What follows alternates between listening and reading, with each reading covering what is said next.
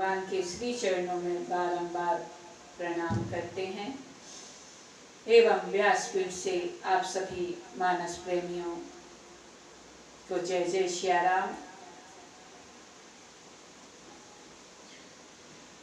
कथा को आरंभ करने से पहले कहेंगे हम कि कल कथा को हमने कहाँ विराम किया था।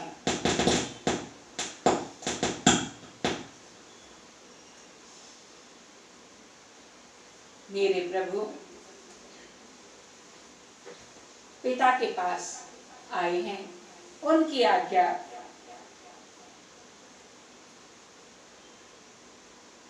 लेकर माता कौशल्या के पास आए हैं। माता प्रभु को देखकर बड़ी ही प्रसन्न है, क्योंकि उनको मालूम है कि मेरे लाल को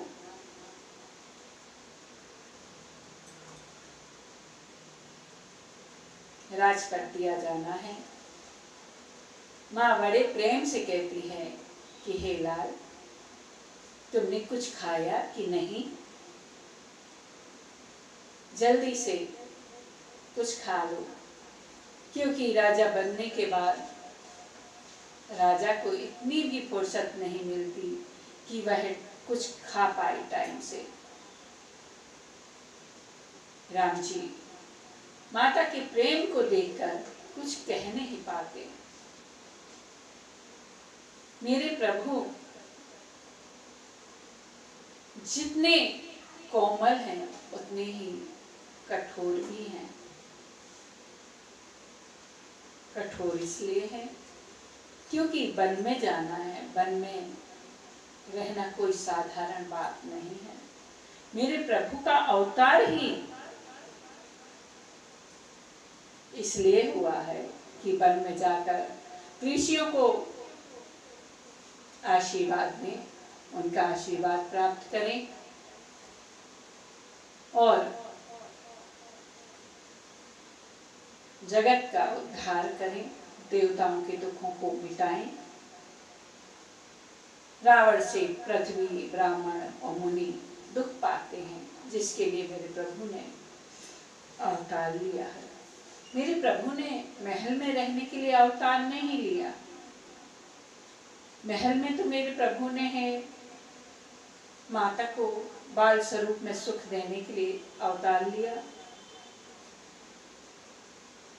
जैसे ही बड़े हुए, जनकपुर वासियों को सुख दिया, अपनी भार्या के साथ आए हैं।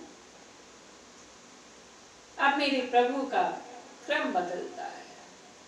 अब प्रभु को वनवास जाना है। बोले बाबा, कौशल्या माँ से कहने वाले होते हैं कि वन को जाएंगे, तब राम जी उनको रोक देते हैं कि माँ रो रो के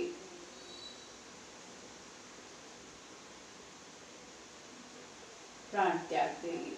इसलिए भोले बाबा कहते नहीं है। समय अनुसार सब कुछ हो रहा है। मेरे प्रभु के बन जाने का समय आ गया। मेरे प्रभु मुख से कुछ नहीं कहते। उसी समय मंत्री का एक बेटा है जिसका नाम नहीं लिखा है मानस में, मेरे प्रभु इशारा करते हैं, तब वो माता को सब बात बता देता है। मेरे प्रभु कहते हैं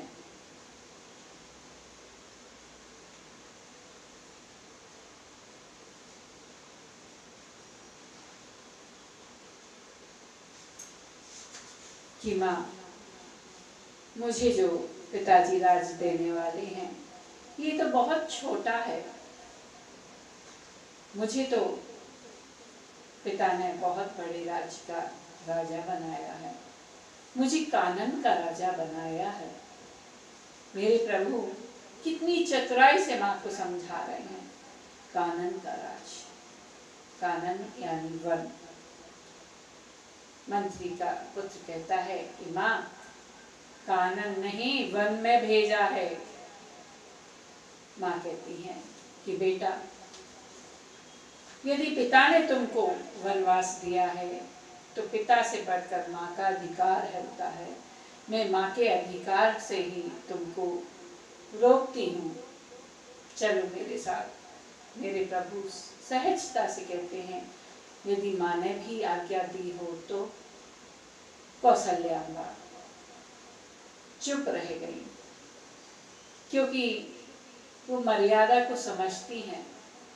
राम जी का जब से जन्म हुआ है तब से राम जी माता कैकेयी के भवन में ही रहते हैं और उनको ही माँ कहते हैं। राम जी ने तो आज ही कौशल्याम्बा को माँ कहा है। कौशल्या जी मन में सोचती हैं कि मैं कहूँ कि तुम होती कौन हो मेरे पुत्र को वन देने वाली, तो मर्यादा मिट जाएगी। इसलिए कौशल्याम्बा कुछ नहीं कहती और यही कहती हैं कि हे पुत्र, तुम जहाँ रहोगे वही अवध है।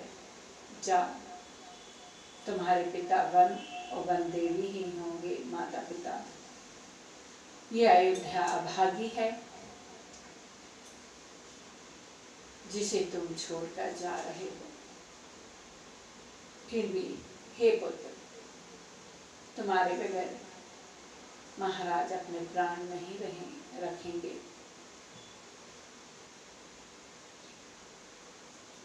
इस प्रकार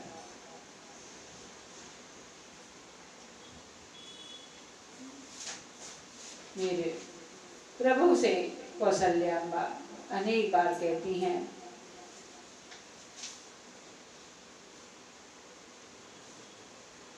पर मेरे प्रभु रुकते नहीं। इतने में जानकी जी को खबर मिल जाती है, सियाजू को। वो मन में सोचती हैं कि प्रभु क्या मुझे साथ में ले जाएंगे। कौशल्या जी राम जी से कहती हैं कि हे लाल, जानकी यहाँ यदि रुक जाए तो अच्छा होगा, क्योंकि तस्वीर के बानर को देखकर सीता तो वैसे ही डर जाती है। वन में भालू, बंदर, अनेक प्रकार के राक्षस भी होंगे।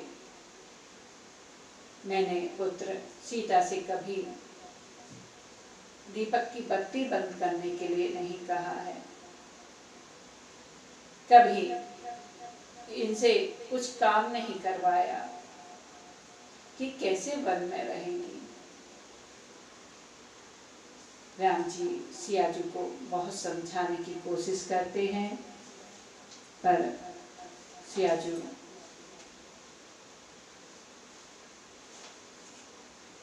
रुकती नहीं है।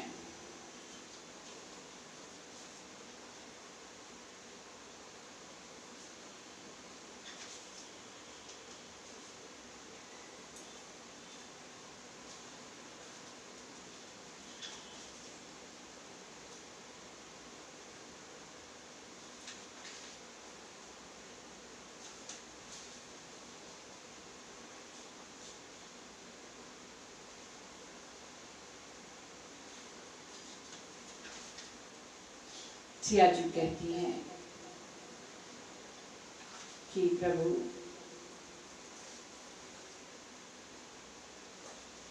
मैं आपके बगैर कैसे रहूंगी।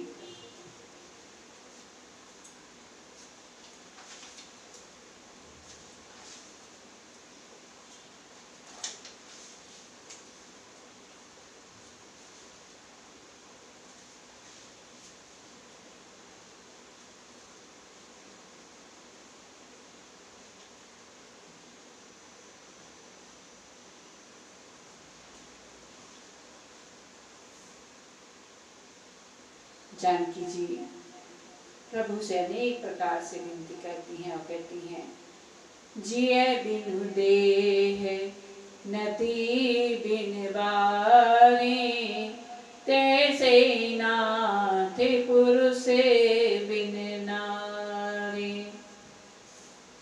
बिना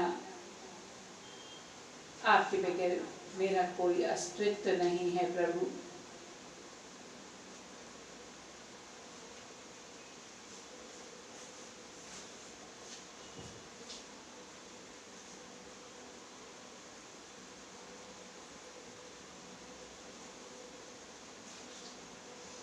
मेरे प्रभु ने मन में सोच लिया कि जानकी मेरे बगैर नहीं रह सकती, इसलिए मेरे प्रभु ने जानकी को साथ लिया। लखन जी को जब पता चला तो वो भी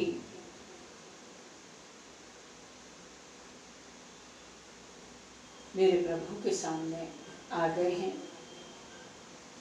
मेरे प्रभु से कहने लगे कि मैं भी आपके साथ चलूंगा।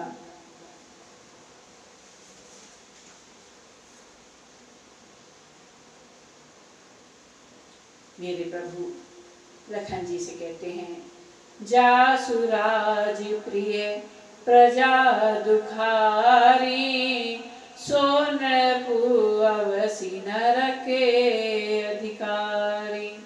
हे लखन, महाराज मेरे शोक में चिंतित हैं और जिस राजा के राज्य में प्रजा दुखी होती है वह अवश्य ही नरक का अधिकारी होता है। भरत और शत्रुघ्न भी नहीं है कि मैं तुमको ले जा सकता।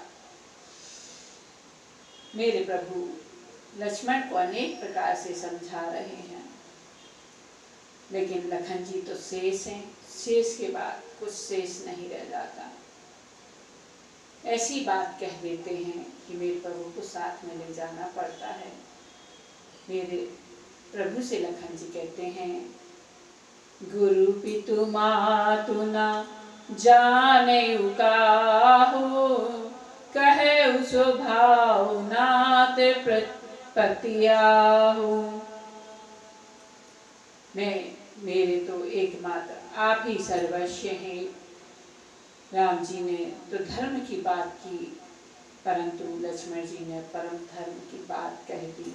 अतः भगवान ने लक्ष्मण जी को भी संग में ले लिया। भगवान राम कहते हैं, मांगहु विदा मातु सन जाई, आवहु बेगी चलहु बन भाई। राम जी लखन जी से कहते हैं कि जाओ माता से विदा लेकर आओ। जैसे ही लखन जी आज्ञा मांगने के लिए गए हैं, आज्ञा निषेधात्मक भी हो सकती है, किंतु विदा तो एक भाव है जो निषेधात्मक नहीं होता। लखन जी अपनी माँ सुमित्रा जी से विदा मांगने के लिए गए हैं और प्रणाम किया है और डर भी रहे हैं कि कहीं ये स्नेह के वशीभूत होकर मुझे रोक ना ले।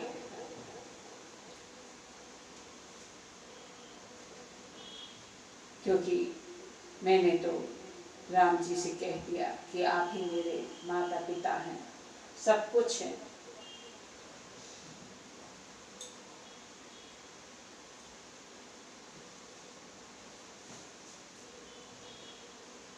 जैसे ही लखन जी सुमित्रा जी के पास गए हैं, वैसे ही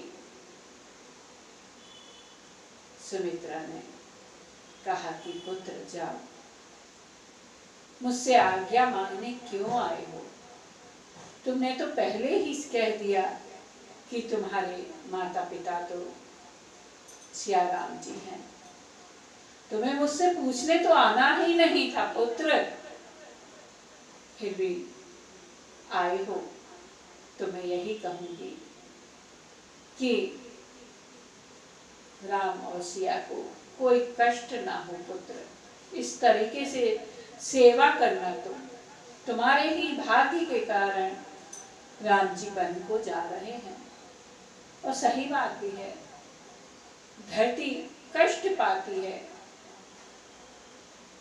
शेषनाग के ऊपर धरती विराजमान है सिर पर, और शेष तो प्रभु के साथ ही रहते हैं। लक्ष्मण जी के भाग्य से ही भगवान वन को जा रहे हैं ताकि वो सेवा कर पाए।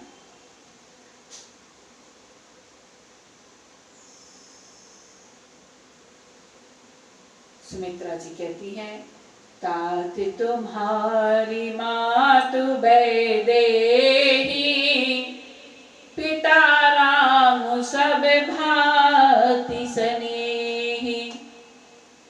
हे तात, तुम्हारी तो माता सिया है और पिता राम है, उनकी देखभाल करना। जाओ पुत्र, मैं आशीर्वाद देती हूँ। सुमित्रा जी कहती हैं कि हे पुत्र, आज मेरा तुम्हारी माता बनने का सौभाग्य जाग गया, सार्थक हो गया मेरा जन्म कि मैं तुम जैसे पुत्र की माँ हूँ। पुत्रवती जुबती जग सोई, रघुपति भगति जासु सुत होई।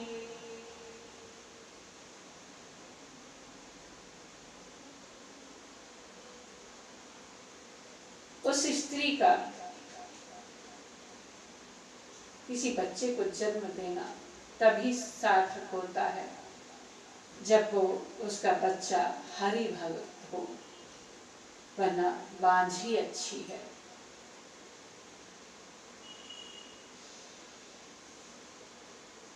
सुमित्रा जी लखन जी से कहती हैं, तुम्हारी भाग राम बन जाहि, दूसर हेतु तात कछु नाही। तुम्हारे ही भाग्य से राम जी बन को जा रहे हैं।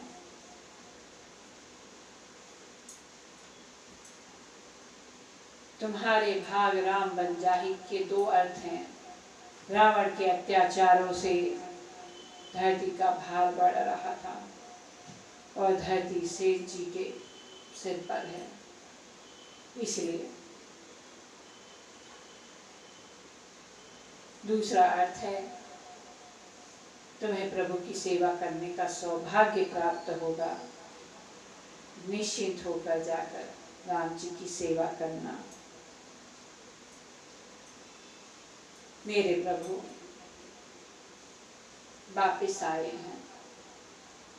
लक्ष्मण जी मेरे प्रभु के पास वापिस आए हैं। राम लखन जानकी तीनों महाराज दशरथ के पास आए हैं पिता से विदा लेने के लिए, और वन के लिए प्रस्थान करते हैं। तपसी का वेश धर के भगवान बन चले, तपसी का वेश धर के भगवान बन चले। तपस्वियों का वेश, तपस्वियों का वेश धर के भगवान बन को चले हैं। सुठी सुकुमार कुमार दो, जनक सुता सुकुमारी, रथ चढ़ाई दिखलाई बनु, फिरेउ गए दिन चारी। जैसे ही मेरे प्रभु वन के लिए चले हैं, महाराज दशरथ की मूर्छा जागी है। और सुमंत्र से कहते हैं कि हे सुमंत्र, तुम जाओ, रथ को तैयार करो, मेरे पुत्र और पुत्र वधू को बस 4 दिन वन में घुमाकर वापस ले आना, वन के कष्टों को गिनाना, और राम जब ना माने तो जानकी को समझाना, किसी को तो ले आना। ऐसा महाराज ने सुमंत्र से कहा। सुमंत्र जी रथ तैयार करके महल के दरबार पर आए हैं और राम लखन जानकी को रथ में बिठाला है।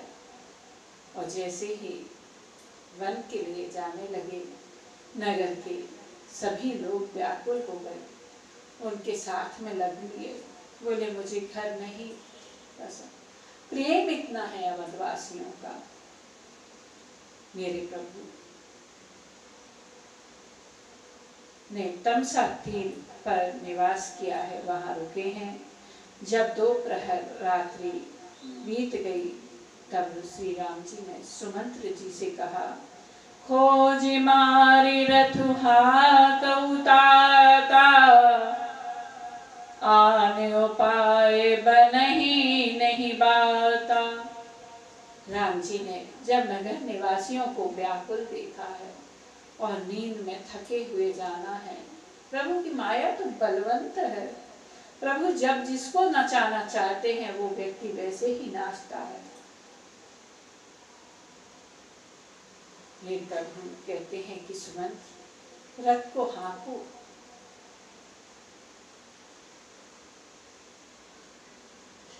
ऐसे ही चलाना कि कोई रथ की चाप को कोई समझ ना पाए। राम जी जानकी के साथ में है, रथ पे सवार होकर जाने लगे। अन्य ग्रंथ में लिखा है, रामायण में, लखन जी को छोड़कर लखन जी की निंद्रा जागी, नींद से जागे और भागे हैं। बोले प्रभु रुकिए रुकिए, मुझे कहाँ छोड़कर जा रहे हैं।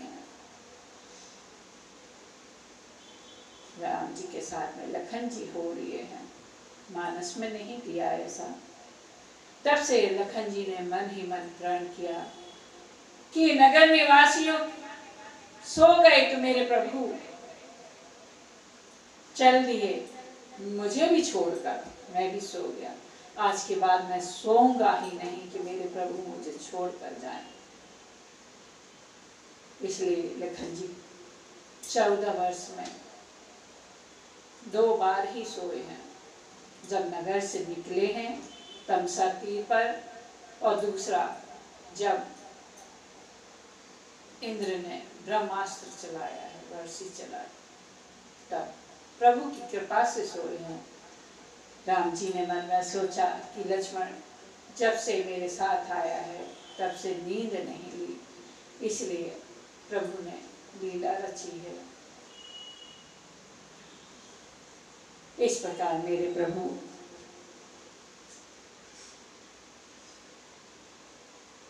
नगर निवासियों को छोड़कर पड़े हैं।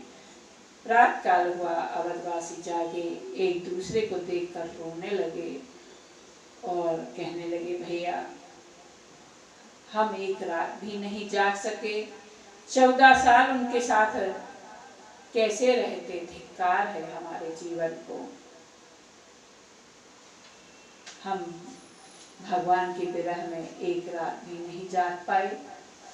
भगवान बड़े दयालु हैं, उन्होंने सोचा होगा कि हम सबको कष्ट होगा, इसलिए वह हम सबको इस स्थिति में छोड़कर चले गए हैं। अयोध्यावासी रोते बिलखते वापस आ जाते हैं। मेरे प्रभु श्रृंगवेरपुर पहुंचे हैं।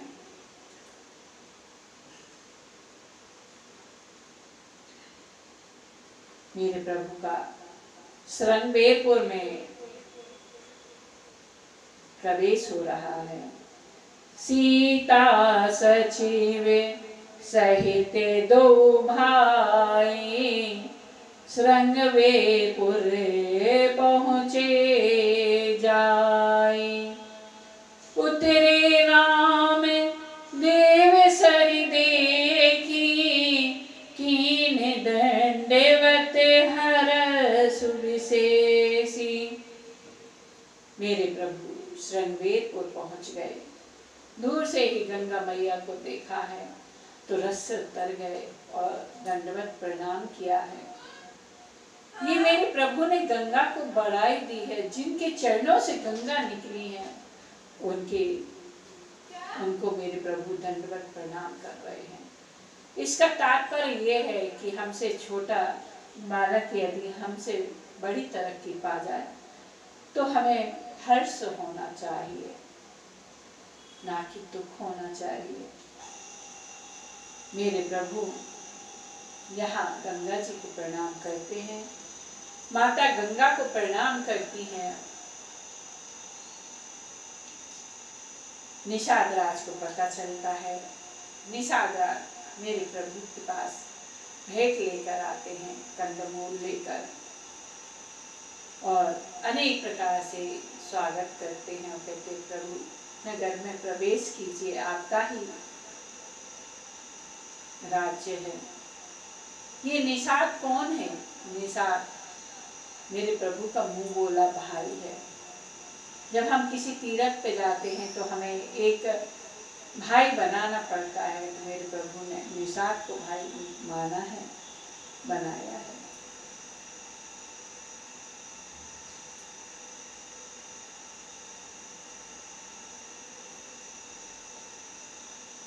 मेरे प्रभु निषाद से कहते हैं कि भाई मैं नगर में प्रवेश नहीं कर सकता हूँ,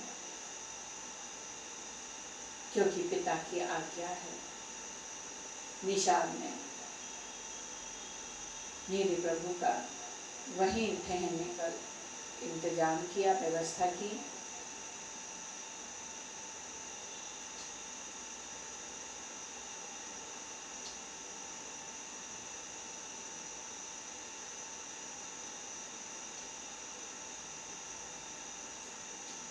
निषाद ने शिशुपाल वृक्ष के नीचे भगवान के लिए उसकी सारथी बनाई और एक माता सीता के लिए बनाई। रात को जब निषाद ने भगवान को सारथी पर सोते देखा तो निषाद को विषाद हो गया और लक्ष्मण जी के पास आकर बोले, भैया कर्म की गति कितनी टेढ़ी है, जो सीता जी जिनके सुख का अवसर था कहते ने उनको दुख दे दिया। कैकेयी नंदनी मंदमती कठिन कुटिले पन कीन, जेहि रघुनंदन जानकी सुख अवसरे दुख दीन। लक्ष्मण जी को लगा कि यह ठीक नहीं है, कैसे भी हो पर मेरी माँ है, इसलिए लक्ष्मण जी ने वहाँ परमार्थ का उपदेश दिया है।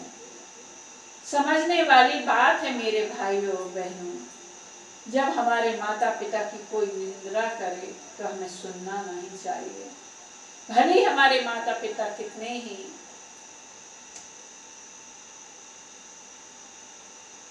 कठोर हों। यहाँ लखन जी ने ज्ञान दिया है निषाद को और कहा है, काहू न को सुखे दुखे करे दाता, निज कृत करम भोग सब भ्राता। हे भाई, कोई किसी को सुख और दुख नहीं दे सकता, सब अपने किए हुए कर्म का फल भोगते हैं। ये संसार माया के कारण दिखाई पड़ता है। जैसे स्वप्न में राजा भिखारी हो जाए और कंगाल स्वर्ग का राजा बन जाए, इंद्र हो जाए, तो जागने पर ना लाभ और ना हानि है, कुछ नहीं होता है। वैसे ही इस दृश्य प्रपंच को हृदय में से देखना चाहिए। राम ब्रह्म परमार्थ रूपा, अभिगत अलख अनादि अरूपा। लक्ष्मण जी ने यहाँ निषाद से कहा है कि हे भाई, राम जी तो सच्चिदानंद घन पर ब्रह्म परमात्मा है। राम ब्रह्म है, हम सब सेवक बड़भागी हैं जो भगवान की सेवा करने का हम सबको अवसर मिला है। इस प्रकार लक्ष्मण जी निषाद को उपदेश दे रहे हैं। जब लखन जी निषाद को उपदेश दे रहे हैं तो वहाँ उस जगह पर केवट भी मौजूद है। वो ये सब बातों को सुन रहा है। केवट ने आकर अपनी पत्नी से कहा कि वन में जो दो राजकुमार आए हैं,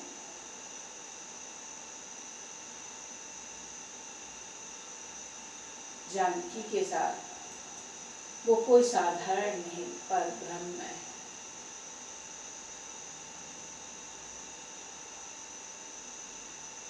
तब केवट की पत्नी ने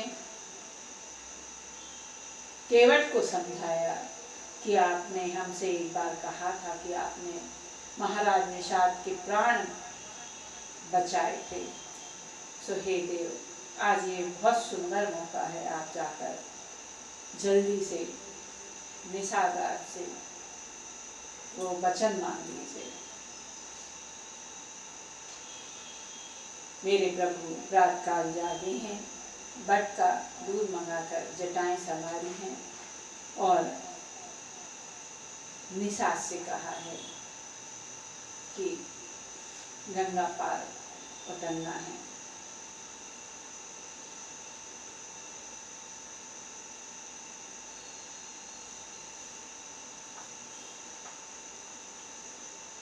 मेरे प्रभु ने सुमंत्र जी को बड़ा सुंदर कहा है। सुमंत्र जी ने जैसे ही राम जी को जटा बनाए देखा, वैसे ही कहने लगे कि प्रभु, मुझे तो महाराज ने कहा था कि राम को 2-4 दिन घुमाकर वापस ले आना।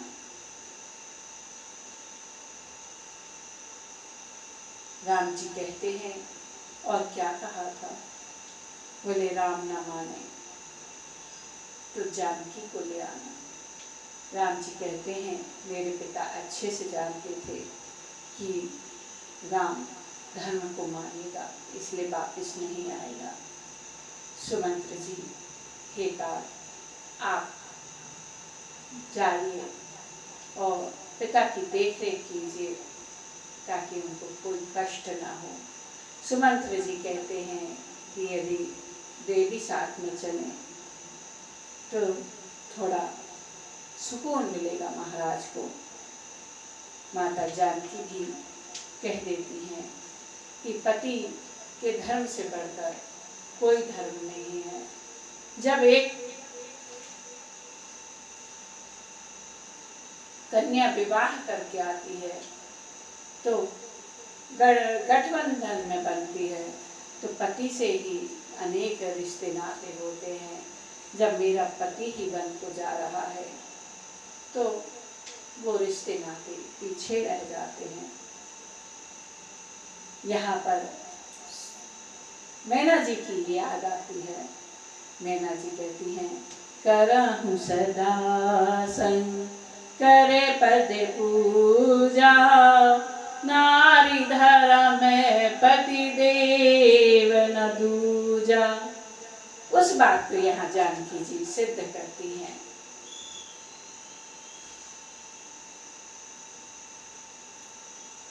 पति की चरणों की सेवा करने के लिए जानकी मैया साथ में चली हैं। सुमंत्र जी को बरे बसेरा में सुमंत्र पठाए। मेरे प्रभु ने जबरदस्ती सुमंत्र जी को वापस भेजा है और खुद गंगा तट पर आए हैं।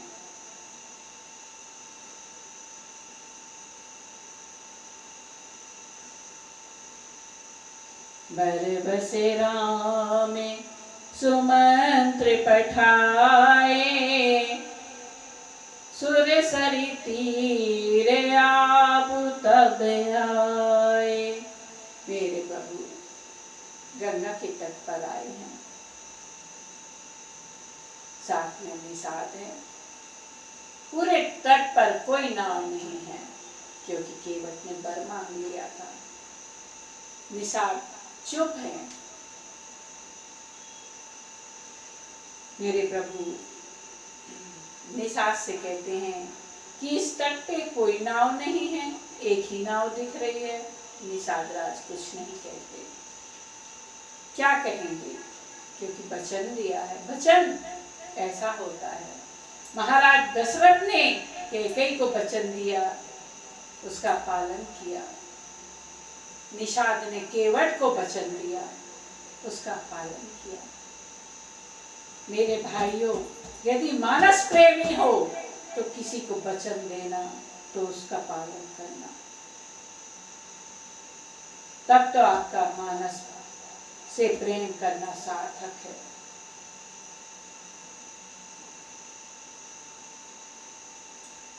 मानस एक एक गुण रहस्य को समझाती है। मेरे प्रभु कहते हैं निर्मल मन जन सो मोहि पावा। आप भगवान की शरण में जाइए, निर्मल मन होके जाइए। आप सच्चे हृदय से भगवान की शरण में रहेंगे तो प्रभु आपको अपनाएंगे। भगवान ने तो कुछ ही लोगों को तारा है, लेकिन भगवान के नाम ने तो अनेकों की बना दी है। कहो जी कैसे तारोगे मोहि राम, मेरा अवगुण भरा शरीर। भरत जी महाराज कहते हैं,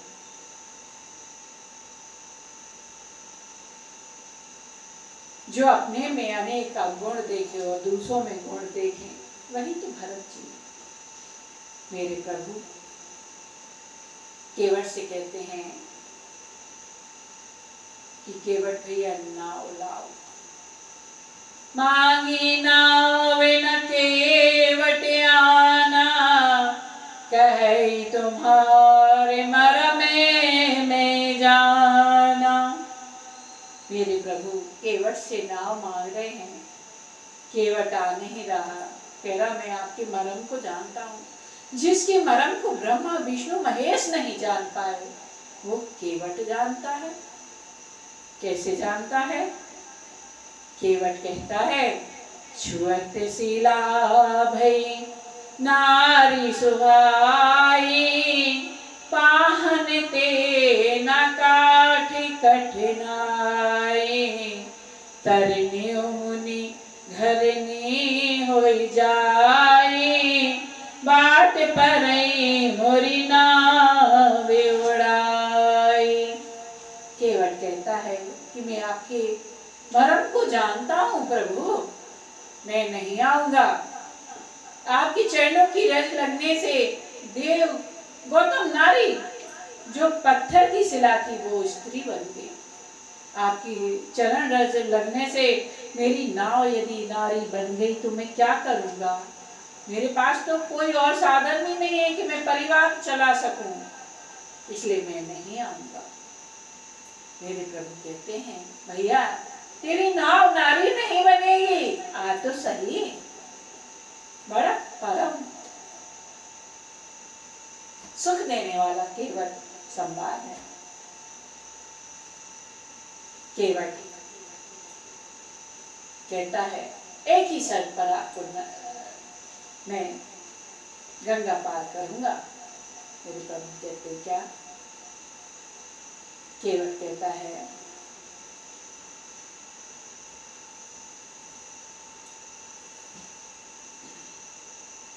कि मैं आपके चरणों को पहले धोऊंगा, पखारूंगा।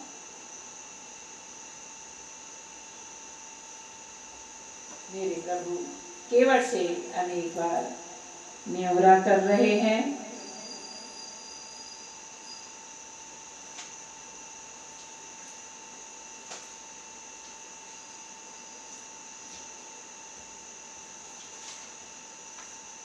केवट कहता है,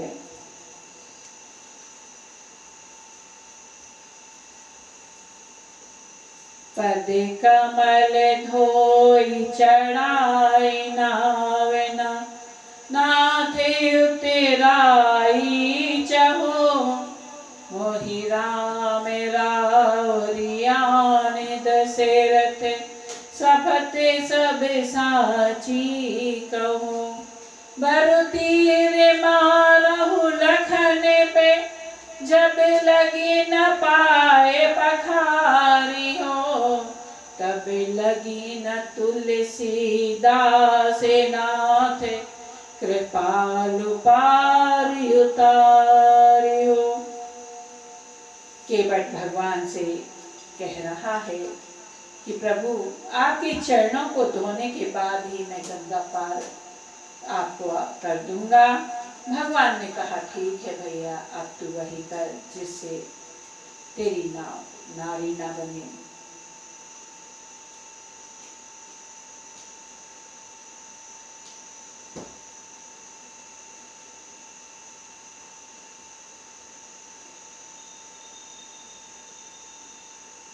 केवट कहता है कि मैं आपके चरणों को धोऊंगा।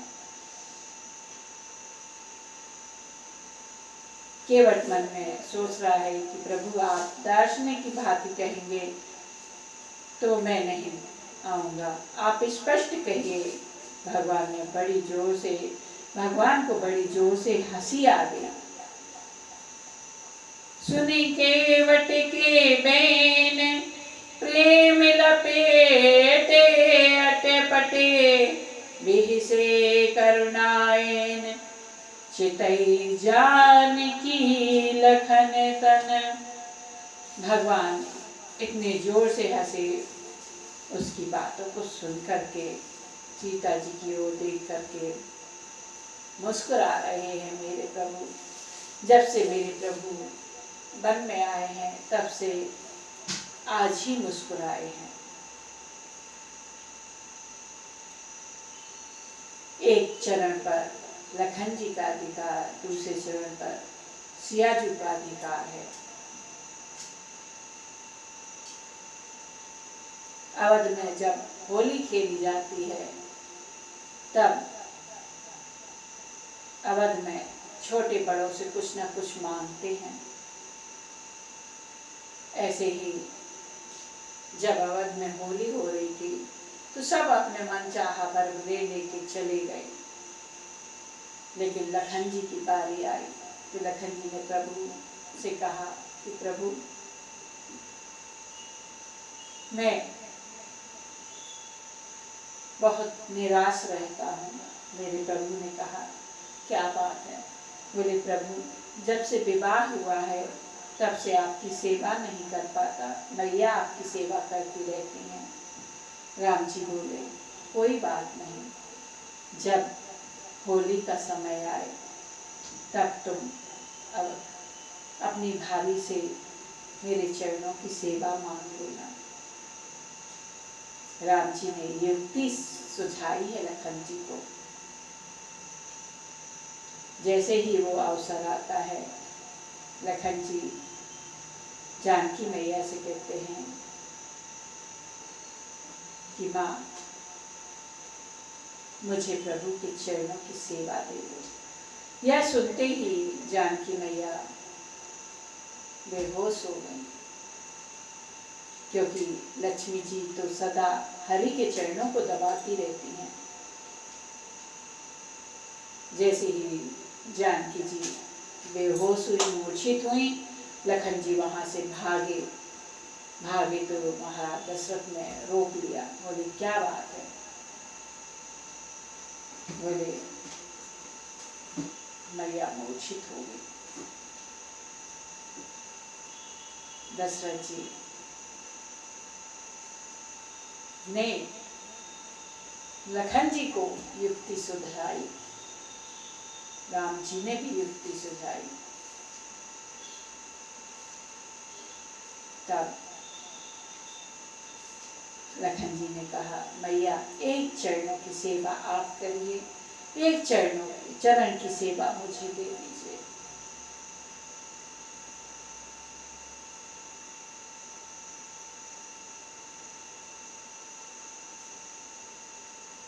इसलिए कहा है, मेरे प्रभु आज हंस रहे हैं कि इन दो चरणों पे तुम दोनों का अधिकार है। आज ये केवट ये दोनों चरणों को मेरे पखारे गाओ, तुम दोनों कुछ भी नहीं कर पाओगे। ये केवट वही है, भगवान इशारा कर रहे हैं, समझा रहे हैं कि जानकी, जब तुम लक्ष्मी रूपा थी और लखन तुम शेष रूप में थे, ये केवट कच्छप रूप में मेरे चरणों की तरफ आता तो देवी तुम पंखे से प्रहार करती, मेरे दर्शन नहीं करने देती। मेरे सिर आने आता तो लखन तुम फुसकार कर इसको दूर कर देते।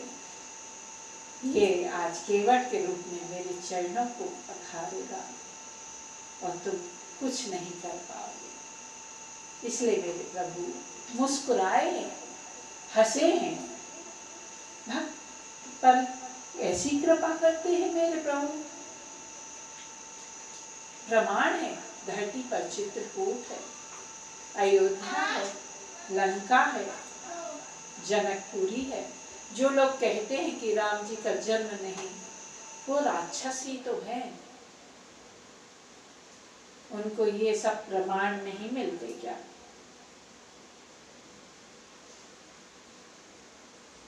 केवट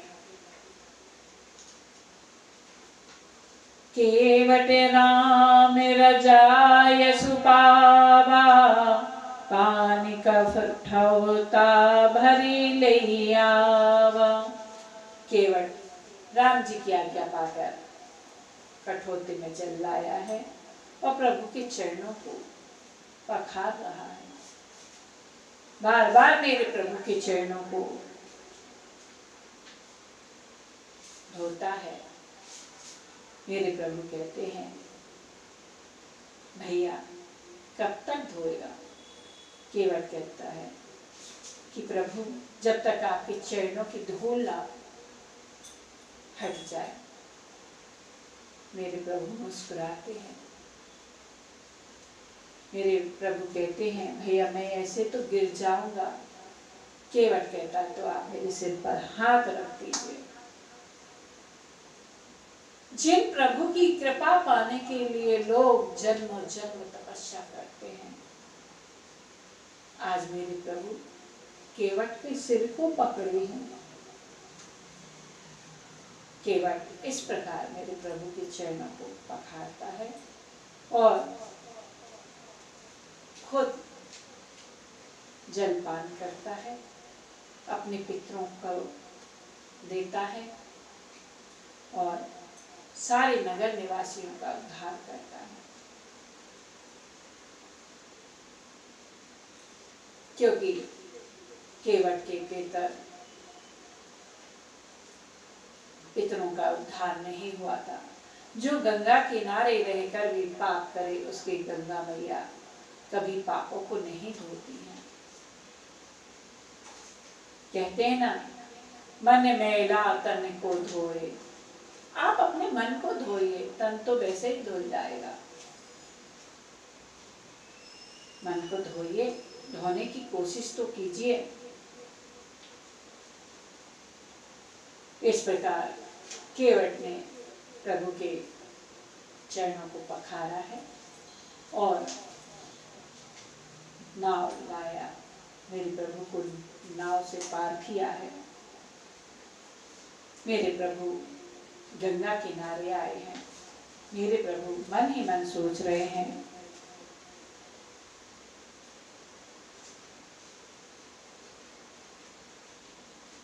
कि केवट ने मुझे गंगा पार किया है। यहाँ बहुत सुंदर भजन आता है, मेरी नैया में सीताराम, गंगा मैया धीरे बहो। केवट जब मेरे प्रभु को नाव में बिठाल के गंगा मैया के से लेके चलता है तो गाना गाता है, मेरी मनैया में सीताराम, गंगा मैया धीरे बहो। गंगा मैया कहती हैं, अरे पगले, तेरी नाव में जो बैठे हैं वो जगत के पिता हैं। अपनी नाव के इनके हवाले कर दे तू, ये अपने आप खिवैया बन जाएंगे।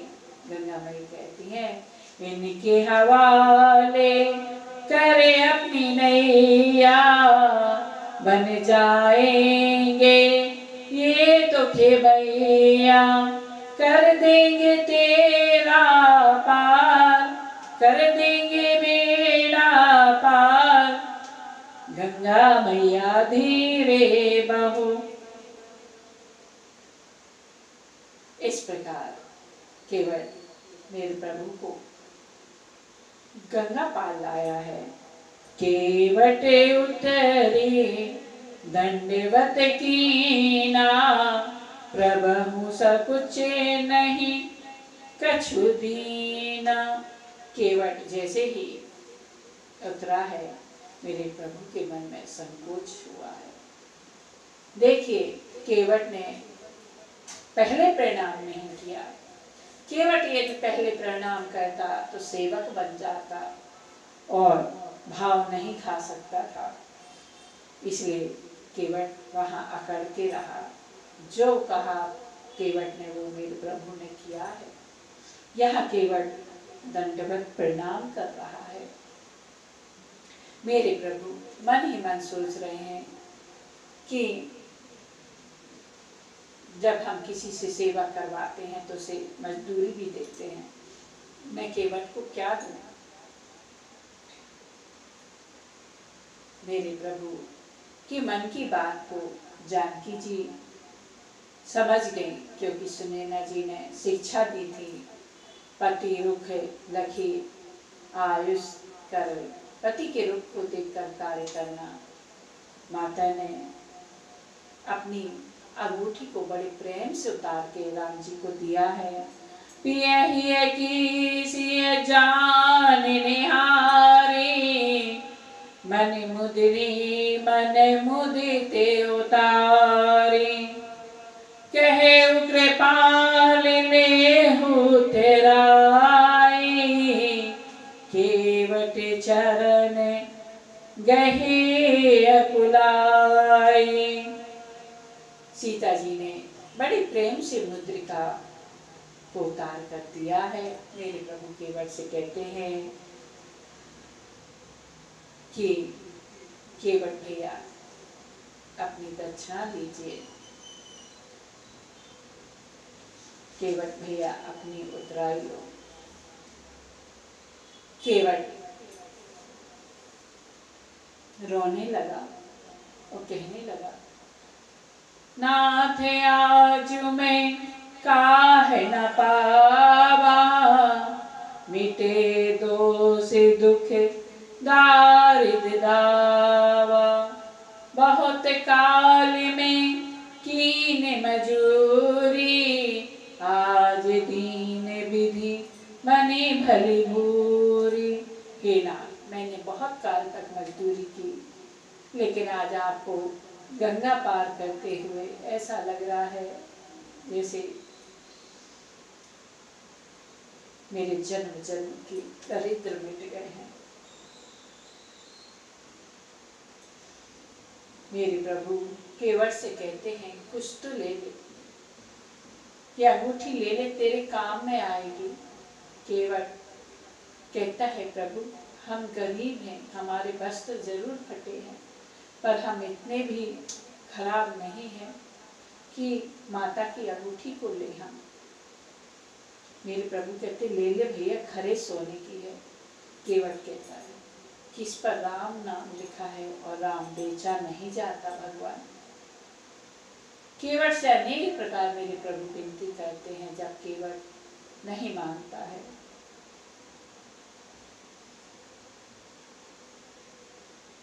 मेरे प्रभु कहते, ले ले भैया। तब केवट कहता है, धोबी से न धोबी ले, नाई से नाई न ले। हे प्रभु, धोबी धोबी से मजदूरी नहीं लेता, नाई नाई से कटिंग की मजदूरी नहीं लेता। जैसे आप आए मेरे घाट पर, मैं आऊंगा आपके घाट पर, तब आप मुझे पार कर दीजिएगा। मेरे प्रभु मुझे पार उतार दीजिए।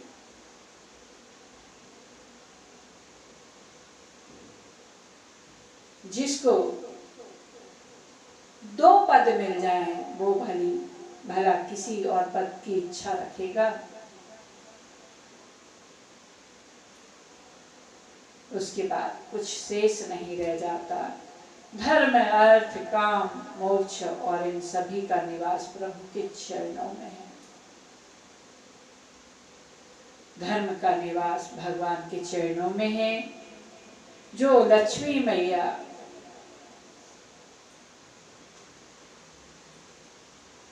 चंचला थी, एक जगह ठहरती नहीं थी, जब से नारायण के चरण कमल मिले तब से मन क्रम और वचन से स्थिर हो गई हैं।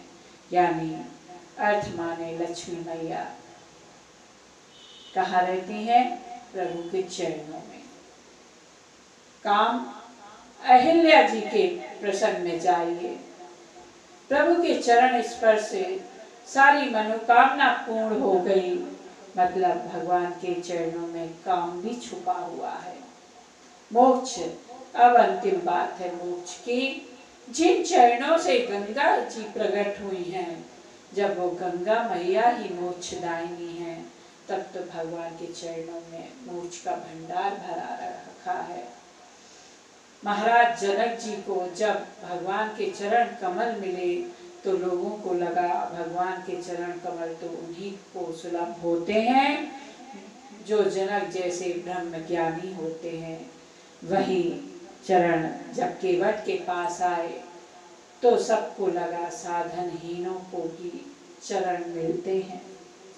जनक जी के पास गए क्योंकि उनके पास साधना थी, पर केवट का भाव यह है कि जहाँ आप चलकर चले आते हैं, आपके आते ही साधना परिपूर्ण हो जाती है।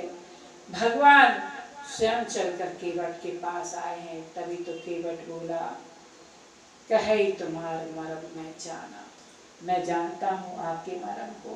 केवट को धर्म अर्थ काम मोक्ष सभी मिल गए हैं जो मेरे प्रभु के चरणों में है। जो मेरे प्रभु के चरणों की आराधना करता है उसके जीवन में चारों चीजें होती हैं। मेरे प्रभु उस प्राणी के हृदय से काम को मिटा देते हैं। इस प्रकार मेरे प्रभु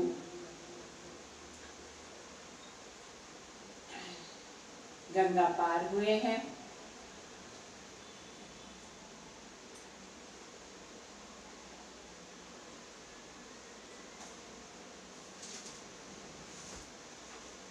राम जी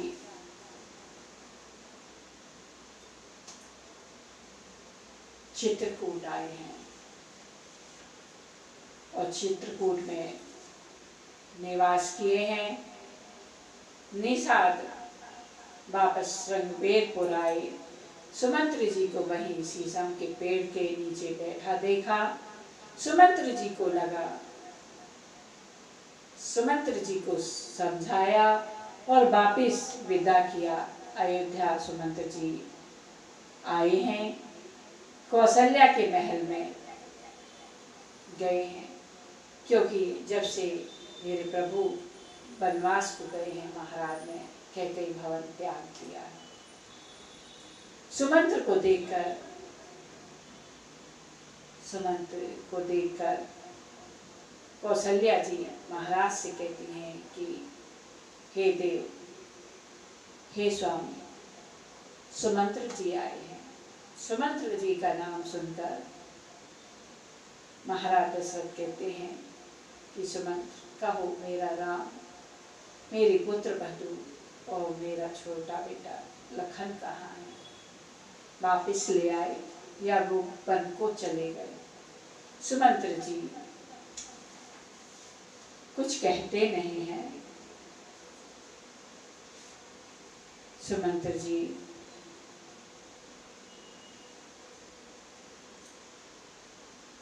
चुप है। अवधेश कहते हैं कुछ तो कहो। सुमंत्र जी कहते हैं कि महाराज, मैं तीनों को लाने में सक्षम नहीं हुआ। मेरे प्राण ही बस नहीं निकले। मेरे प्राण निकल जाते, लेकिन न जाने ये क्या चाहते हैं। इतना सुनकर मेरे प्रभु के वियोग में महाराज दशरथ व्याकुल हो गए और कहने लगे, हाँ रघुनंदन प्राण प्रीते, तुम बिन जियत बहुते दिन बीते। हे राम, हे मेरे प्राणों के से भी प्यारे, हे रघुवंश मणि, तुम बिन बहुत दिन हो गए जीते। महाराज व्याकुल हो गए। कथा को हम शॉर्टकट में ले रहे हैं।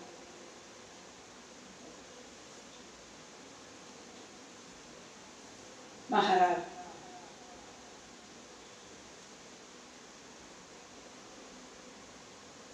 दशरथ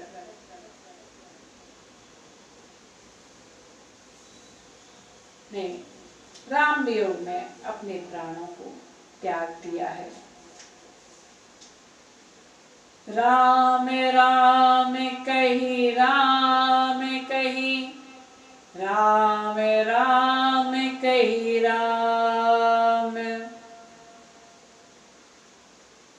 राम राम राम राम राम राम 6 बार राम कहा है महाराज दशरथ ने, क्योंकि मेरे प्रभु को वन गए 6 दिन हुए, इसलिए महाराज दशरथ 6 बार राम राम कहते हैं और अपने प्राणों को त्याग देते हैं।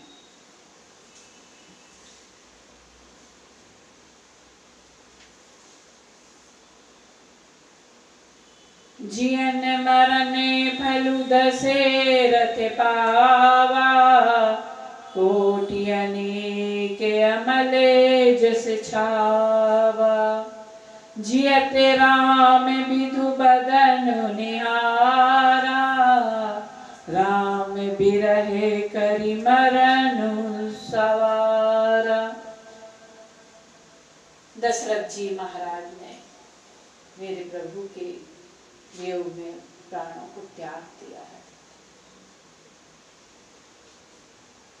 पहले क्यों नहीं त्यागा अपने प्राणों को? क्योंकि गुरुदेव साथ में लेके गए थे उनको, पिता के समान थे। महाराज दशरथ ने आसन पर स्थान दिया था। वशिष्ठ जी ने समझाया था राजा को कि आपने पिता का अधिकार दिया है आसन पर बैठाकर विश्वामित्र जी को, इसलिए उनका अधिकार बनता है, आप वन को जाने दीजिए। वो शिक्षा देने के लिए खुद लेने आए हैं, आप प्रेम से भेजिए। असुरों को मारेंगे तो आपका यश फैलेगा, बधुओं को बर के ले आएंगे। इसलिए महाराज दशरथ ने प्राण नहीं त्यागे थे। यहाँ महाराज दशरथ को लगता है कि मेरे राम वनवास को गए हैं, जिसको मैंने राज्य देने को कहा उसके लिए वनवास दे दिया। महाराज दशरथ गिलानी करते हैं अपने आप पर। ऐसा प्रेम होना चाहिए। पुत्रों में भेद नहीं रखा महाराज दशरथ ने और प्राणों को त्याग दिया। भरत जी को नित्य अपशगुन होते हैं, रोज महेश को मनाते हैं कि हे भोले बाबा, अयोध्या कुशल से तो है, मेरे भाई कुशल से हैं, प्रजा कुशल से है, महाराज कुशल से हैं, माताएं कुशल से हैं। जैसे ही महाराज दशरथ ने प्राण त्यागे, गुरु वशिष्ठ जी आए हैं, रानियों को समझाया है, उपदेश दिया और तेल से नाव को भरवाकर महाराज के शव को उसमें सुरक्षित रखा है। और जैसे ही खबर देने के लिए कौशल्या जी से कहा, देवी किसको बुलाएं?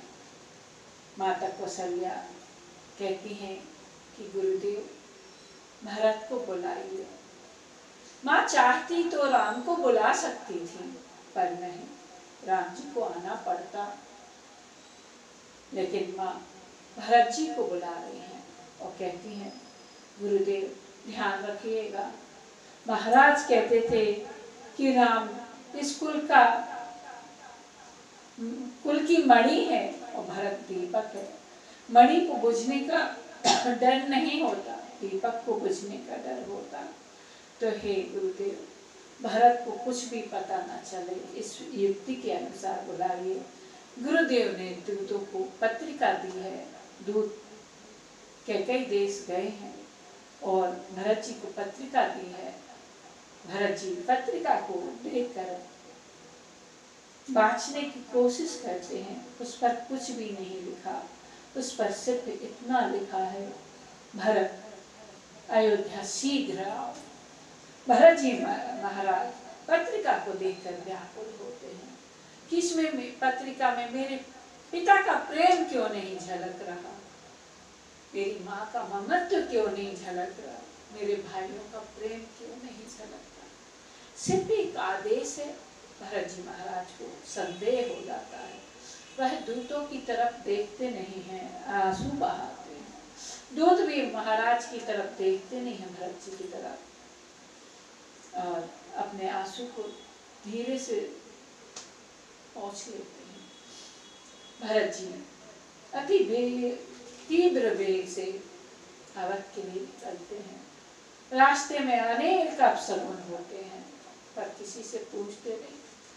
अयोध्या में जैसे ही भरत जी महाराज का प्रवेश होता है, अयोध्या वीरान दिखती है। खरसवार अनेक प्रकार की विपरीत बोली बोल रहे हैं। आप देखते होंगे, कभी महसूस करिएगा, जब निरंतर कुत्ता और बिल्ली रोए तो कोई ना कोई अपशगुन होता है। अनुभव किया है। दाहिनी आंख निरंतर फड़के तो कुछ ना कुछ होता है। निज अनुभव है निरंतर। इस प्रकार भरत जी को अनेक अपशगुन हो रहे हैं। नगर के लोग मिलते हैं, दूर से ही जोहार करके निकल जाते हैं, भर आंख से देखते नहीं। भरत जी ने मन में सोचा कि जो नगर सदा हरा भरा रहता था, बाजार सजते थे, आज ये वीरान क्यों है? कुछ न कुछ तो अनहोनी हुई है। भरत जी महाराज कैकेयी भवन की तरफ गए हैं। कैकेयी भवन इसलिए गए हैं क्योंकि भरत जी को मालूम है कि कैकेयी भवन में ही राम जी रहते हैं सबसे ज्यादा। कैकेयी भवन में जाएंगे तो सबके दर्शन एक साथ हो जाएंगे। भरत जी महाराज के सोचने का अभिप्राय ये है। कई लोग मन में ये सोचते हैं कि भरत जी कैकेयी भवन में इसलिए गए हैं क्योंकि इनकी सम्मति है। भरत जी महाराज कैकेयी भवन जाते हैं। वहां पर कैकेयी जैसे ही सुनती हैं कि भरत आए हैं, थाल सजा कर लाती हैं। भरत जी ने कैकेयी से कहा है, कहू कह तात कहा सब माता, कह सिय राम लखन प्रिय भ्राता। मेरे भाई कहाँ हैं, माताएं कहाँ हैं?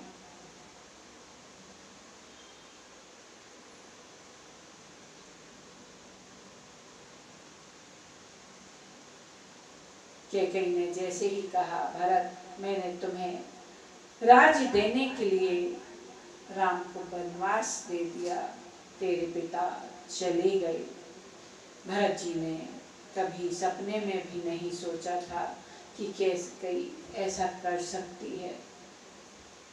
हम जिससे ज्यादा स्नेह करते हैं वही हमें आघात पहुंचाता है, ये बिल्कुल सत्य है।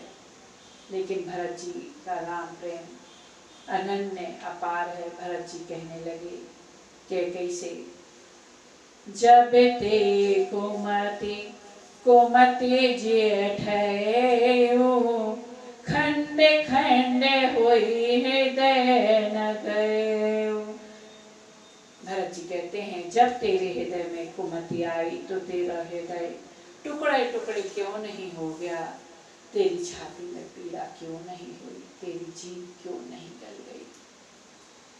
और रोने लगे, कहने लगे कि हे जननी, मैं राम के बगैर नहीं रह सकता।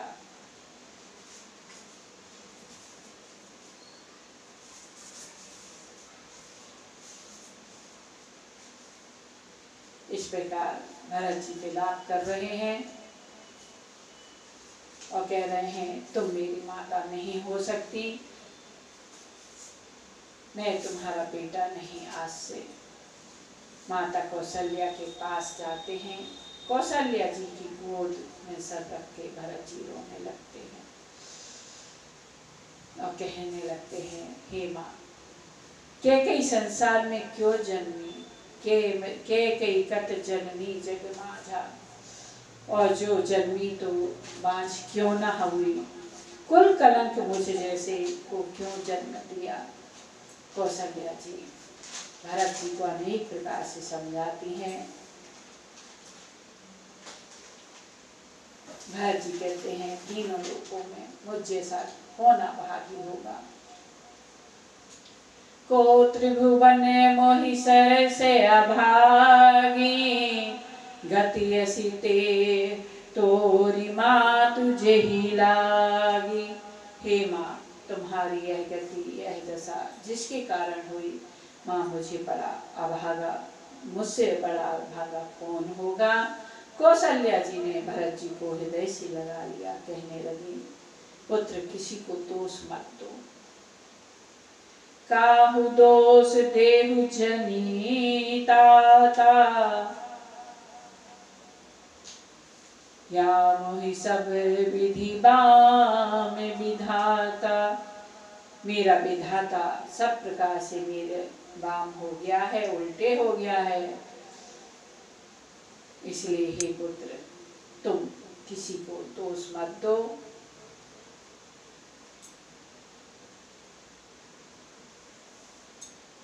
जो ये तेहु दुख मोह जियावा, इतना दुख हुआ फिर भी जीवन बचा हुआ है। हे पुत्र मेरा, अजहु कुछ जाने काते ही भावा, अब भी उसको मुझे न जाने क्या दिखाना है, तभी तो इतना सब कुछ होने के बाद भी मेरे प्राण जीवित हैं। इस प्रकार भरत जी कौशल्या जी से वार्तालाप करते हैं और रात बीत गई। सुबह होते ही गुरुदेव आए हैं, सुंदर विमान तैयार करवाया, महाराज दशरथ की अंतिम विदाई हुई। सरयू के किनारे चंदन की चिता में महाराज की देह को पंच तत्व में विलीन किया। वेदों में वर्णित है वही सब भरत जी ने पितृ कर्म किए हैं। आज अवधेश के जाने के बाद पहली राज्यसभा जुड़ी है, सभी आए हैं, माताएं, मंत्रीगण, दोनों भाई, गुरुदेव आए हैं। वशिष्ठ जी ने सबसे पहले जैसे ही सिंहासन के ऊपर देखा, वर्षों से गुरुदेव अपने प्रिय शिष्य को आसीन देखते थे, आज उसे सिंहासन को रिक्त देखा तो गुरुदेव की आंखों में आंसू आ गए। अगर समर्पित सेवा भाव वाला शिष्य हो तो गुरु की नेत्रों में आंसू अपने आप ही आ जाते हैं, कहने की जरूरत ही नहीं है।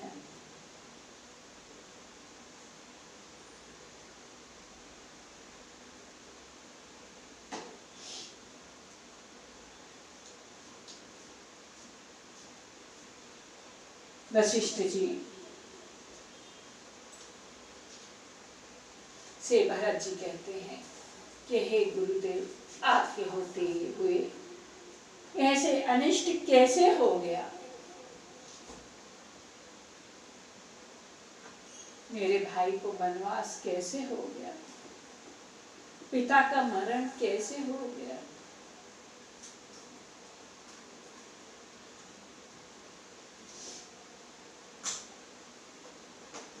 आपके द्वारा शोधा गया मुहूर्त कैसे बेफल हो गया? गुरुदेव वशिष्ठ जी भरत जी से कहते हैं, कर्म गति तारी न टरे, तारी नहीं टरे। भरत, कर्म गति तारी न टरे। हे भरत, कर्म की गति को कौन टाल सकता है? सुनहु भारत भावी प्रबल, बिलख कहु मुनिनाथ।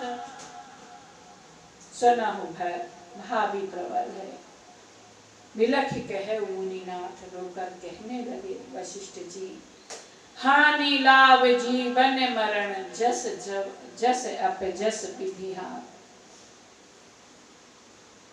सब ये विधाता के हाथ में है भरत, इसको कोई नहीं टाल सकता।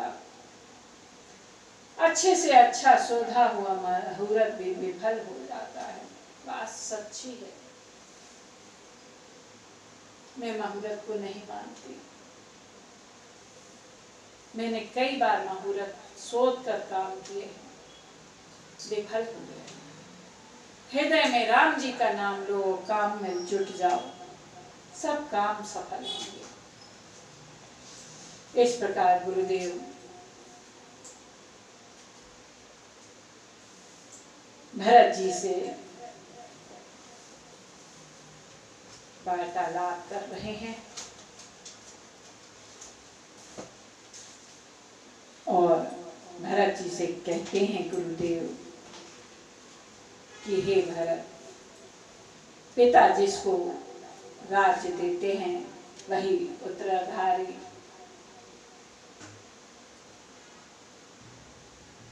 गुरुदेव भरत जी को समझाते हैं और कहते हैं, सोचहि जो विपिन वेद विहीना, तजि निज धर्म विषय लय लीना। सोचहि नृप जो नीति न जाना, जहि न प्रजा प्रिय प्राण समाना। सोचै वैसु कृपन धनवाना, जो नाथी शिव भगति सुजाना। सोचै शूद्र विप्र अवमानी, मुखर माने प्रिय ज्ञान गुमानी। सोचनीय पुनि पति वंचक नारी, कुटिल कलहे प्रिय इच्छाचारी। सोचै बटु निज व्रत परिहरई, जो नहीं गुरु आय से अनुसरई। वशिष्ठ जी कहने लगे, भरत आपके पिता सोच के योग्य नहीं थे। सोचनीय योग कौन है? वो ब्राह्मण सोचनीय योग है जो अपने धर्म का पालन नहीं करता, जिसने त्रिकाल संध्या नहीं की, वेदों का पाठ पठन नहीं किया, वो ब्राह्मण सोचनीय है। वो राजा सोचनीय है, योग्य है। जो राजनीति नहीं जानता, जिसको प्रजा प्राणों के समान प्रिय नहीं लगती, वो धनी सोचनीय योग है, जिसके पास धन है और उसने उस धन को सद उपयोग में ना लाया हो। वह शूद्र सोचनीय है, जो ज्ञान पाके ब्राह्मण का अपमान करे। और वह नारी सोचनीय योग है, जो कुटिल कलह प्रिय और इच्छाचारी हो। वह ब्रह्मचारी सोचनीय योग है, वह ब्रह्मचारी सोचनीय योग है, जो गुरु की आज्ञा की अवहेलना करता है। वह पति यति सोचनीय है और वह गृहस्थी सोचनीय है, जो गृहस्थ धर्म का पालन नहीं करता। पर सबसे ज्यादा सोचनीय कौन है? बैखा नस सोई सोचे जोगु, तपु जही भावई भोग। वो बड़ा आदमी सबसे बड़ा सोचनीय है, जिसे बुढ़ापे में भजन प्रिय नहीं लगता, परिवार प्रिय नहीं लगता, संसार के भोग प्रिय लगते हैं, घर में परिवार में आसक्त पड़ा रहता है, धन इकट्ठा करने की आसक्ति में लगा रहता है। इस प्रकार गुरुदेव ज्ञान देते हैं, इसलिए तो कहते हैं, पूत कपूत की धन संचय, पूत कपूत की धन सपूत की धन संचय, पूत कपूत की धन संचय, पूत सपूत की धन संचय। पूत यदि लायक है तो धन जोड़ने की आवश्यकता नहीं है, पूत नालायक है तो धन जोड़कर भी क्या करोगे, मिटा ही देगा। इसलिए अपने बच्चों को लायक बनाइए, नालायक नहीं बनाइए। यहाँ गुरुदेव ज्ञान देते हैं। भरत जी कहते हैं कि गुरुदेव आपके पास सभी सच है, पर मैं यह राज्य नहीं ले सकता। मैं तो अपने भाई के दर्शन करना चाहता हूँ। मैं यदि यह राज्य लूंगा तो धरती रसातल में धस जाएगी। ये है भरत जी का प्रेम। और भरत जी संत हैं जो अपने में अवगुण देखते हैं। भरत जी कि राजपथ लेने से धरती रसातल में धस जाएगी? नहीं, भरत जी तो धर्मात्मा है, संत हैं। भरत जी कहते हैं, मुझे तो तभी चैन मिलेगा जब तक मैं प्रभु के दर्शन ना करूं। भरत जी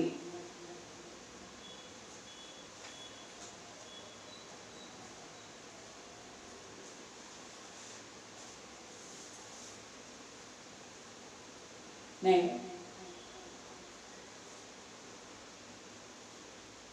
राजमहल में आकर सोचा कि यह राज्य तो मेरा नहीं, मेरे प्रभु का है, और उनकी संपत्ति को ऐसे छोड़कर जाऊंगा तो बड़ा अनर्थ होगा। इसलिए भरत जी महाराज मुख्य सेवकों को अयोध्या की सेवा में छोड़कर जाते हैं।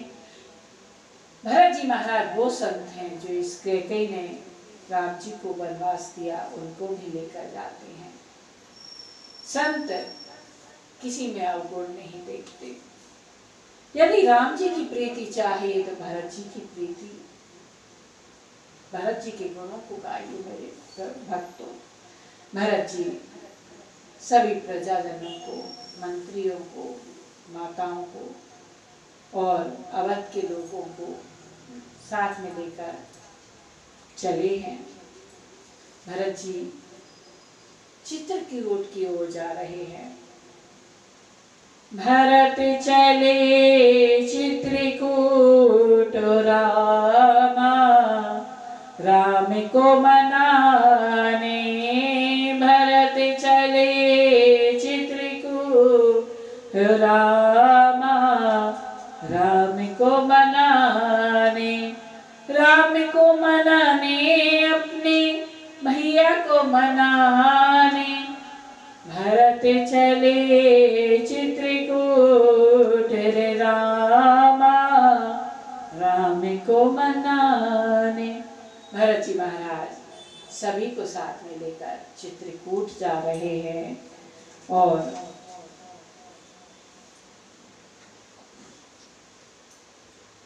साथ में नगर के लोग हैं। भरत जी महाराज ने तमसा प्रथम दिवस करिवासु, दूसरे गोमती तीर निवासु। प्रथम दिन तमसा नदी, दूसरा गोमती नदी के तीर पर निवास किया है। चलते हुए भरत जी महाराज श्रृंगवेरपुर पहुंचे हैं। भीलों के राजा निषाद राज से भेंट हुई है। भीलों का राजा निषाद सोच रहा है, कारण कवन भरत बन जाही, कछु कपट भानु मन माही। मुझे तो भरत जी के मन में कुछ कपट लग रहा है। भरत जी ज्यों ही श्रृंगवेरपुर पहुंचे हैं, निषाद ऐसे सोच रहा है और भीलों को आज्ञा दे रहा है कि युद्ध करने के लिए तैयार हो जाओ। जो पेज ये न होति कुटिलाई, तो कतलीन संग कटकाई। यदि मन में कुटिलता नहीं होती भरत के तो इतनी बड़ी सेना को लेकर नहीं जाते। इस प्रकार निषाद राज सोच रहे हैं। तभी एक बूढ़े ने छींका। किसी ने कहा कि बूढ़ा भरत जी युद्ध करने नहीं, मनाने जा रहे हैं, विचार कर सोचो। निषाद ने सोचा कि बूढ़ा सच कह रहा है, बिना विचारे कोई कार्य करे तो हानि होती है। निषाद ने एक थाल में कंदफूल, एक थाल में मांस रखा है यदि, और सोचा और अपने सैनिकों को कहा है कि यदि भरत जी कंदमूल ग्रहण करेंगे तो सात्विक भावना से जा रहे हैं, और यदि दूसरे थाल को स्वीकार करेंगे तो समझ लेना भरत जी युद्ध करने जा रहे हैं। सेवकों को आदेश दिया और निषाद राज भरत जी से मिलने गए। जैसे ही गुरुदेव ने कहा कि ये राम सखा निषाद आरा, भरत जी रस से उतर गए और निषाद राज के गले लगे हैं। निषाद राज के जैसे ही गले लगे हैं, निषाद राज भाव विभोर हो गया। भरत जी महाराज के मार्ग में 5 बाधाएं आई हैं।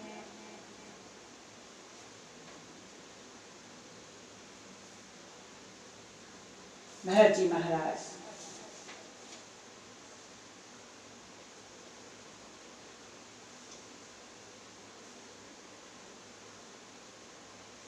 महाराज प्रयागराज पहुंचे हैं। भरत तीसरे पहर कर कीन प्रवेश प्रयाग। भरत जी ने त्रिवेणी में स्नान किया और भारद्वाज जी से मिले। और जब भारद्वाज जी से मिले तब भारद्वाज जी के पास गए। सर झुका हुआ है। भारद्वाज जी कहने लगे, सुनो भरत, हम सब सुधि पाई, हमने सब जान लिया। तुम्हारे मन में जो है गिलानी मत करो। राम तुमसे बहुत स्नेह करते हैं। यहाँ पर मुनि कहते हैं, सुनहु भरत हम झूठ न कहे, उदासीन तापस बन रहे।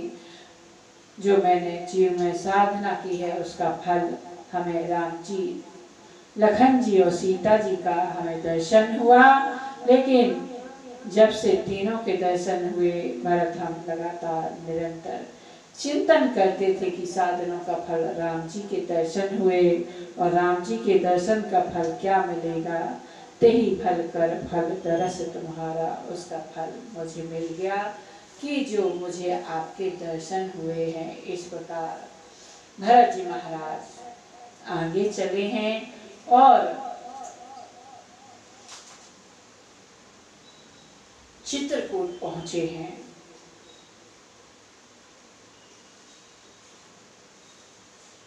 प्रातःकाल मेरे प्रभु जागे हैं। जानकी ने अपना सपना सुनाया प्रभु को कि माताएं बुरे वेश में हैं, भरत भैया आए हुए हैं। मेरे प्रभु सोच के बस सो गए कि भरत क्यों आए हैं। मेरे प्रभु जानते हैं कि भरत मनाने आए हैं। प्रभु को सोच के बस देखा तो लक्ष्मण जी का क्रोध बढ़ गया और लक्ष्मण जी कहते हैं कि मैं आज भरत को छोड़ूंगा नहीं। तब आकाश से आकाशवाणी होती है कि बिना विचारे कोई कार्य नहीं करना चाहिए। महाराज जी महाराज चित्रकूट पहुंचे हैं और कहते हैं कि अब यहाँ से प्रभु की कुटिया तक मैं पैदल जाऊंगा। भरत जी महाराज जा रहे हैं और कह रहे हैं, प्रभु मेरे आवे गुणे चित्ते न धरो। प्रभु जी मेरे आवे गुणे चित्ते न धरो। समदर्शी है नाम तिहारो, अब की पार करो। प्रभु जी मेरे आवे गुणे चित्ते न धरो। भरत जी महाराज चित्रकूट में पहुंचे हैं और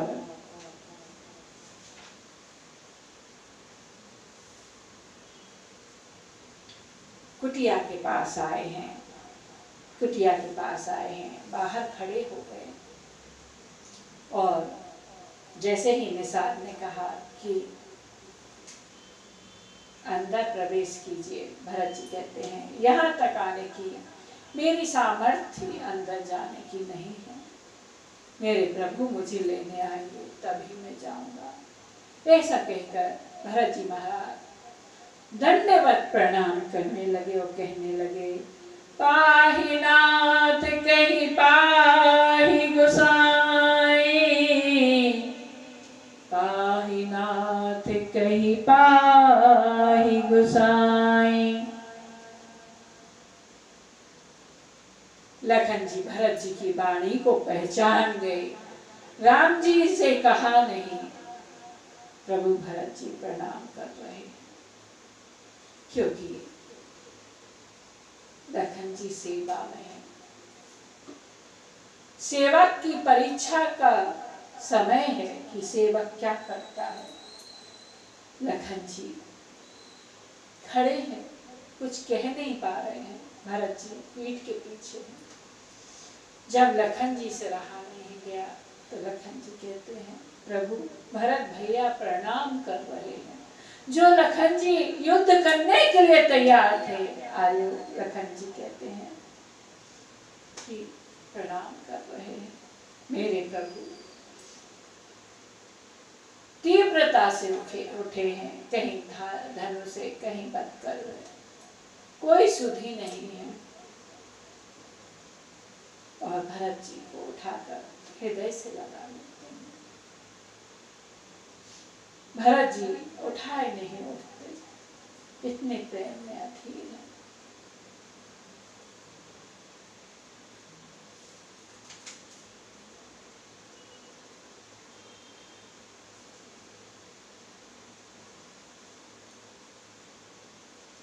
दोनों भाई बड़े प्रेम से मिले हैं। यहाँ चित्रकूट में प्रथम सभा जुड़ी, उसमें कोई निर्णय नहीं हो पाया। जनक जी का समाज आया, उसी समय चित्रकूट में दोनों समाज आपस में मिले। फिर अंत में कहा क्या किया जाए। राम जी ने वशिष्ठ जी से कहा आप आज्ञा दें, क्या किया जाए। जनक जी और वशिष्ठ जी ने भरत जी के सामने देखा और कहा भरत अब आप ही कहें। भरत खड़े हुए और सारे समाज और राम जी को प्रणाम करके कहने लगे कि हे प्रभु मुझे आना ही नहीं चाहिए था। आप मेरी सब बिगड़ी छुपा कर सवारी है। सेवक के लिए स्वामी की आज्ञा और सेवा से ही में बड़ा सुख होना चाहिए। इस प्रकार भरत जी कह रहे हैं। राम जी ने कहा भरत आज्ञा तो हम दोनों को पिता ने दी हुई है। पितु आयुष पालव दो भाता, हम दोनों भाई पिता की आज्ञा का पालन करें। आज्ञा तो हम दोनों को मिली है, इसलिए मैं वन में ही रहूंगा, तुम जाकर राज्य संभालो। अगर मुझे वापस ही चलना था तो मैं वन में क्यों आता भरत। इस प्रकार राम जी भरत जी को समझाते हैं और कहते हैं हे भाई रघुकुल रीत सदा चली आई, प्राण जाए पर वचन न जाए। जिस वचन को रखने के लिए मेरे अपने पे मेरे और तुम्हारे पिता ने प्राणों को त्याग दिया, उस वचन की हमें मर्यादा रखनी चाहिए। इस प्रकार मेरे प्रभु भरत जी को समझाते हैं। भरत जी कहते हैं तो मुझे कुछ आधार तो दीजिए। मेरे प्रभु ने भरत जी पर कृपा की। प्रभु करी कृपा पावरी दीनी, सादर भरत शीस धरि लीनी। मेरे प्रभु ने कृपा करके भरत जी को अपनी पादुका दी है। भरत जी महाराज अवध के लिए वापिस गए हैं।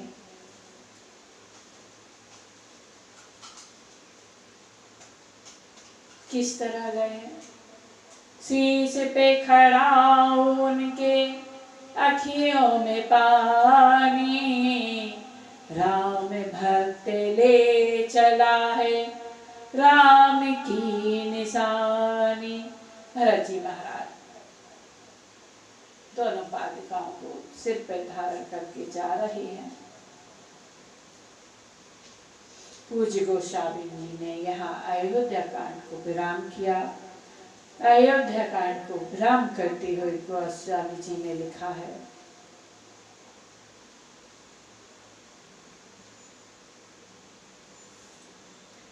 सिय राम प्रेम पीयूष पूरन, होत जन्म न भरत को। मुनि मने अगम जम नियम समय दम, विषम व्रत आचरते को। दुख दाह दारिद्र दम दूषण, सुजस मिसे अपहरते को कलिकाल से, सठिन हटि राम सन्मुखी करते को, सिय राम प्रेम पीयूष पूरन, होते न जन्म भरते को। गोस्वामी जी कहते हैं अगर भरत जी का जन्म ना होता सुत्री सीताराम जी कि प्रेम का क्या है ये हमें कैसे पता चलता। यहाँ गोस्वामी जी ने दूसरे सोपान को विराम किया है। जय जय श्री राम।